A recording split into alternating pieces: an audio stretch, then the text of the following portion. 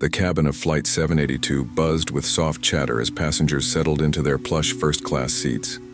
Leather recliners, champagne flutes, and crisp white linens set the tone for what should have been a peaceful journey across the Atlantic. But for the Johnson family, peace would be stolen before the plane even left the runway. Marcus Johnson adjusted his son's seatbelt while his wife, Alana, carefully tucked a blanket around their little girl. Their presence in the spacious first-class section, however, seemed to ignite something dark in the woman across the aisle. Karen Whitmore, with her diamond-studded earrings and air of superiority, was already glaring at them. "You don't belong here," she sneered, her voice dripping with disdain. "This section is reserved for paying customers. The economy is that way." She jabbed a manicured finger toward the back of the plane. The nearby passengers stiffened, some lowering their newspapers, others pretending not to hear. The flight attendant froze, caught between duty and discomfort. Marcus looked up, his calm brown eyes locking onto Karen's cold stare. "Ma'am, we have every right to be here. These are our assigned seats." Karen let out a sharp laugh. "Assigned seats? Don't insult me. People like you don't fly first class. I'm calling the crew right now." The Johnson children shrank into their seats, their small hands gripping the armrests. Alana placed a protective hand on her son's shoulder, her jaw tightening. The humiliation was burning, not just for them, but for the quiet witnesses around who chose silence over justice. The flight attendant finally approached, her tone nervous. "Ma'am, these passengers have their tickets. Please, let's—" Karen cut her off. "Check them again. I won't sit here while frauds sneak into first class. I demand you remove them immediately." The tension was so sharp it seemed to slice the very air. A few passengers shifted uncomfortably, but no one spoke in defense of the Johnsons. For Marcus, every second of silence felt like an echo of centuries of judgment and exclusion. But instead of rising in anger, he simply reached into his jacket pocket. He pulled out a sleek black case embossed with a golden insignia. Karen's smirk faltered as Marcus slowly opened it. Inside was a glossy ID card with a seal so official it glimmered under the cabin lights. He held it up for everyone to see. "My name is Marcus Johnson," he said evenly, his voice carrying through the cabin. "I am the chief executive officer and principal owner of this airline." The silence that followed was thunderous. Karen's face drained of color as the flight attendant's eyes widened. Passengers who had pretended not to notice now stared openly, their expressions flickering from shock to shame. Karen stammered, her words tumbling over themselves. "You can't be serious. You're lying." Alana leaned forward, her voice calm but firm. "This family not only belongs in first class, this family built first class." The crew instantly snapped to attention, their tone toward the Johnsons shifting into deference. "Mr. Johnson, Mrs. Johnson," the attendant said hurriedly, "please forgive the inconvenience. Is there anything we can do to make you more comfortable?" Karen sat frozen, her arrogance crumbling into a mess of embarrassment. Her cheeks flushed crimson as realization consumed her. The very people she had mocked, the family she had tried to push aside, owned everything around her. The Johnsons didn't just have a seat, they had built the very wings carrying her across the sky. But as satisfying as the reversal was, the story did not end there. But then, something unexpected happened. Just as the plane door sealed shut, a man in a dark suit stepped quietly into the cabin. He flashed credentials at the crew and took a seat just 2 rows ahead. His eyes darted back to Marcus more than once. Marcus noticed. His gut tightened. This wasn't an ordinary passenger. Halfway through the flight, while most were dozing or watching movies, the man approached Marcus discreetly. He bent low, his voice barely a whisper. "Mr. Johnson, forgive the intrusion, but your presence here, it isn't safe. We've received intelligence of a credible threat on this very flight." Marcus's brow furrowed. "A threat?" The man's jaw tightened. "Someone on this plane may be targeting you." Marcus's mind raced. His family was here, his children, and the arrogant woman who had mocked them earlier was sitting just across the aisle, still throwing him occasional hateful glances. Alana, sensing his unease, reached for his hand. "What's going on?" she whispered. Before Marcus could answer, the captain's voice crackled over the intercom. "Ladies and gentlemen, please remain seated. We've been alerted to a security concern on board. We'll be taking precautionary measures." The cabin erupted in murmurs. Passengers shifted nervously. Karen looked around wildly, her arrogance crumbling into fear. And Marcus? He sat straighter, his face a mask of calm determination. He had been underestimated, humiliated, and then vindicated. But now he was being thrust into a different kind of battle, one where not just his dignity, but his very life might be on the line. As the plane cut through the night sky, he glanced toward the mysterious man, then at Karen, then at the flight attendants whispering urgently at the front. One truth settled over him like steel. Someone on this plane wanted to make sure the Johnson family never landed.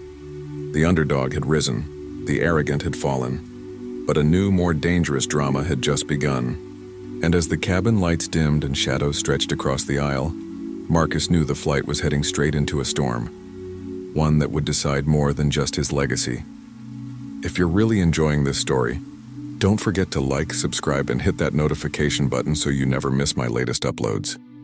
Trust me, you won't want to miss what happens next. The first-class cabin was tense. Passengers shifted uncomfortably, glancing from Marcus Johnson, the man who had revealed himself as the CEO and owner of the airline, to the suited stranger who had just whispered about a security threat on board. The hum of the engines seemed louder, heavier, almost suffocating. Marcus leaned back in his seat, his mind racing. His wife Alana clutched his hand, her knuckles white. Their children, unaware of the full gravity of the situation, looked back and forth nervously. Karen, the woman who had humiliated them earlier, now sat trembling. Her arrogance had drained away, replaced by wide-eyed fear. For once, she had nothing to say. The suited man, an air marshal, Marcus now realized, spoke again in a low voice. "Mr. Johnson, we believe someone on this plane may have smuggled in a dangerous device. You and your family may be the target." The words struck like lightning. Marcus's heart pounded, but his face remained composed. This wasn't just about him anymore. It was about every soul on this plane. The captain's voice broke through the cabin speakers. "Ladies and gentlemen, this is your captain speaking. We ask for your full cooperation as we address a possible onboard threat. Please stay calm and remain seated." Gasps rippled through the cabin. Karen covered her mouth, her earlier disdain now a mask of terror. The businessman who had ignored her insults earlier now looked around, his confidence shattered. Marcus rose slowly from his seat.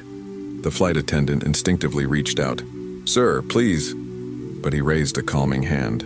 "I built this airline," Marcus said, his voice firm yet reassuring, projecting authority to the frightened passengers. "And I promise you, no harm will come to anyone here. But we must work together." The cabin quieted. For the first time, passengers looked at Marcus not as a stranger, not as someone Karen had tried to belittle, but as a leader. Karen, trembling, finally spoke. I didn't know who you were." Marcus turned, his gaze steady.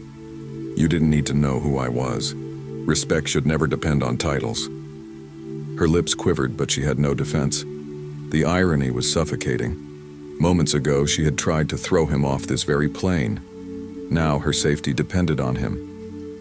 The air marshal moved cautiously down the aisle, eyes scanning. Then suddenly, he froze. His hand darted to a black bag shoved carelessly into the overhead compartment. The bag didn't belong there. The moment felt like it stretched into eternity. "Step back," the marshal barked. The crew rushed passengers away from the overhead bin. Karen clutched her seat, sobbing. Alana shielded the children, holding them close. Marcus remained still, his eyes locked on the marshal. The marshal carefully unzipped the bag. Inside, wrapped in layers of cloth, was a device, wires, circuits, unmistakably dangerous. A collective gasp erupted. Some passengers cried out. Karen fainted against her seat. The marshal quickly disarmed the device, his hands steady. After a tense silence, he exhaled. "It's safe. Disabled." The cabin erupted in relieved sobs, prayers, and shaky applause. The passengers had been spared. But Marcus wasn't finished. He stepped forward, his deep voice cutting through the chaos. This could have ended in tragedy," he said, his words carrying the weight of truth.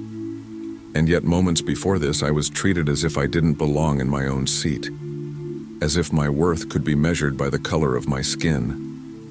Passengers lowered their heads in shame. Karen couldn't even meet his eyes. Marcus continued. Let this be a lesson to everyone here. Dignity, respect, and humanity are not privileges. They are rights. They should never depend on wealth, titles, or appearances. Silence filled the cabin. It wasn't the silence of fear anymore, it was the silence of reflection, of hearts struck with undeniable truth.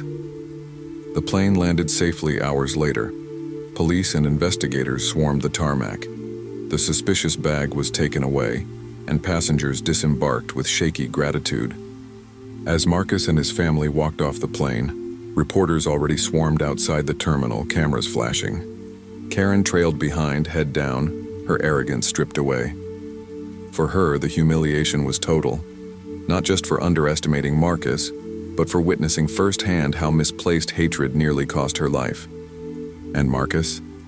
He held his family close, a steady rock in the storm. He had proven something greater than power or money. He had proven the strength of dignity under fire and the emptiness of prejudice when stripped bare. Justice wasn't just served in the humiliation of one arrogant passenger. It was served in the lesson that echoed in the hearts of everyone on that flight. Never again judge a person's worth by what you think you see. Marcus didn't just own the airline that carried them safely home. He owned the moment that turned hatred into humility. Life lesson. Respect is not something to be given based on power or wealth. It is the bare minimum we owe one another as human beings. Because sometimes the very person you look down on might be the one holding your life in their hands.